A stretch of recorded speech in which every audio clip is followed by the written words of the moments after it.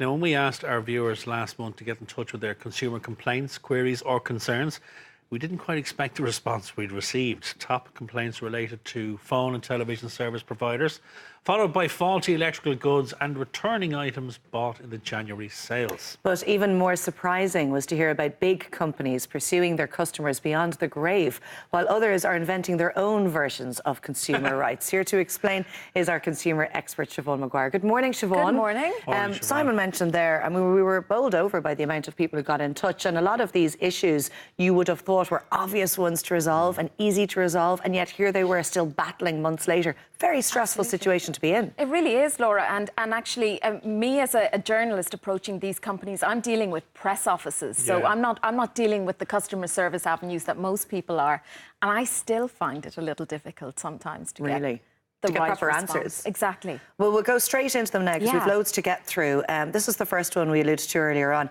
A deceased customer of Air continued to be billed for her phone after her death. So her son-in-law and the executor tried to resolve this without success. It went on for months. We kept getting bills, 1 month, 2 months, 3 months, even though he touched base with the company and told them that she had passed away. Absolutely. So we're now over a year on in relation to this problem, and it's only now just been resolved as far as the customer's son-in-law is concerned. So the lady passed away in December of 2017, which is horrific for a family.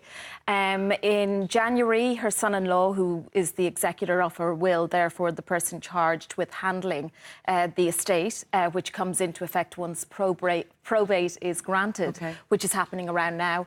That's when all debts are settled, all monies that are owed are paid off. Now, they made the point that this lady was, you know, she was pristine when it came to her bills. There was nothing outstanding. She would pay everything as it came through the letterbox. So when they got a bill in January of last year, they were like, OK, we got to let Air know this lady has passed away, which they did. The executor sent in the death certificate and details relating to the passing and requested that the account be closed. However, bills then started coming in February and in March and in April. All this time, the executor was in constant contact with Air's customer service. So he had been speaking to representatives. He had been phoning in. He started emailing in then. He had posted in the copy of the death certificate, and still nothing was happening. And then in July, he got back in touch with them through their online complaint system. And basically, they said to him that, OK, they acknowledged that the account would be closed. Next thing he knows, in August, he's contacted by a debt collector for the sum of €257, which was the monies outstanding. Now, this lady, when she passed, was 6 months into a 12-month contract. So there was the executor who contacted me was basically wanting to know, you know, does the 12-month contract still stand if a person, you know, dies during that contract? And what's the simple answer to that? Well, the answer is no, it doesn't. Quite simply, this is a case of the account should have been closed immediately when Air were contacted by the executor and there were no outstanding So monies. what's the resolve? Where are we at the moment? Well, Air got back onto me, got in touch after I contacted them, and they said that there were some issues relating to the fact that their first record of the executor getting in touch was in July of last year by email. They also said that in April of last year that the account was closed because there was money outstanding. Now, that would kind of tally in with the length of service of the contract itself. And they also said that there are no outstanding monies on this account. Now, I did contact them again and say, well, look, this guy had been contacted by a debt collection agency. So there's a record of all of that. Exactly. So you, in the name of his mother-in-law, who would never have missed a bill, and I said, you better let this guy know. So they have said that they will. Scary stuff, how it escalated. And very, very common. I did an online search on consumer forums, and there's so many people there in relation to you know, loved ones passing away and being chased up for utilities bills. The last thing you need or want in your life when you're grieving. We'll move on to the next one now, Simon. My husband purchased a phone in a 3 store. He realised it was charging very slowly. When he returned the phone, he was told there was indeed a fault and that they would be returning the phone to their engineers. It would take a week at least to see what the issue was. At this point, my husband said that since the phone had been faulty at the time of purchase, he'd like a new phone or his money back. The 3 staff said this was not their policy and they would try to repair it first. Should he have stood firm and demanded a new phone or his money back?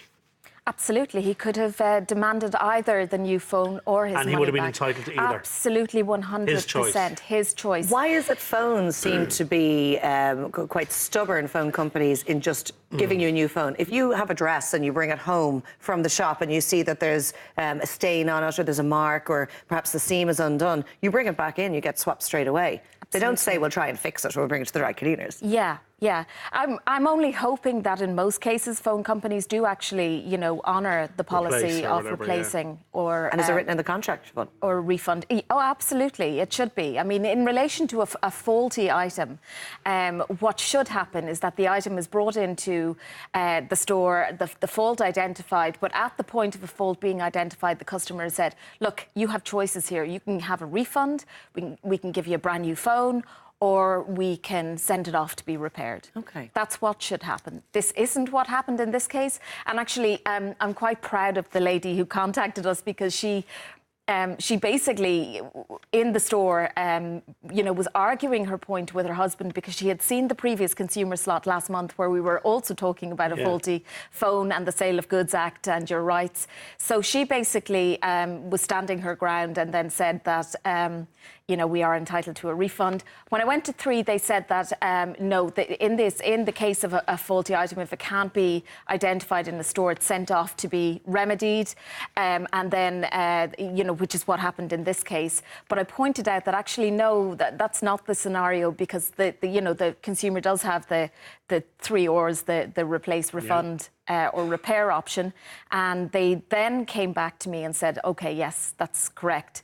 And that when the fault was identified in this case, the customer should have been given the option of a refund or a replacement. So the 3 Ireland contacted the customer yesterday and they offered him a new phone and they have given him credit on his prepaid bill as a gesture of goodwill. OK. Moving on to our next item. I purchased a dress in a half-price sale for €160, had to return it.